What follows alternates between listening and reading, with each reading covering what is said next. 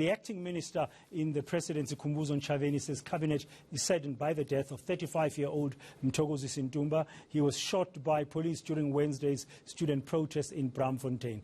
Ntshaveni says cabinet is urging police to exercise restraint when ensuring public order.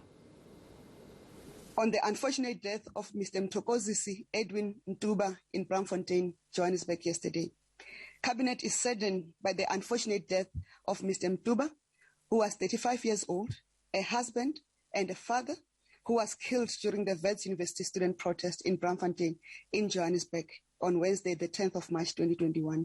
And government has expressed its condolences to the family, friends and colleagues of Mr. Ntumba, who was also an employee of the Department of Human Settlements.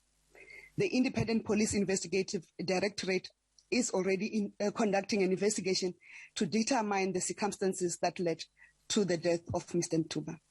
Cabinet urges the police to exercise restraint whilst ensuring public order during protest and never to use live ammunition. Higher Education Minister Nzimande says his department has requested an explanation after the 35-year-old man died yesterday afternoon during the protest action in Braamfontein. The minister was briefing the media on the cabinet meeting that took place yesterday. He says funding for students should be prioritized so that all qualifying students can be supported.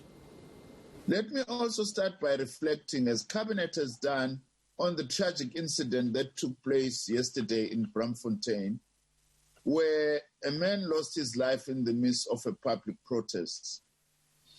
I also join in expressing my own sincere condolences to the family and friends, and I have directed Wits University Council and management and the relevant law enforcement agencies to provide us with an explanation on how this tragedy happened.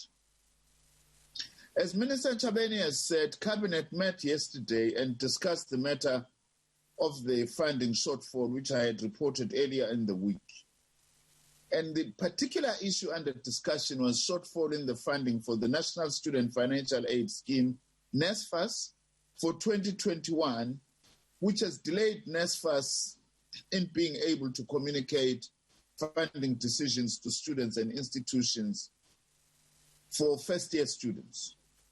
Cabinet agreed that funding should be reprioritized from the budget of the Department of Higher Education and Training in order to ensure that all deserving NSFAS qualifying students are able to receive funding support for the 2021 academic year.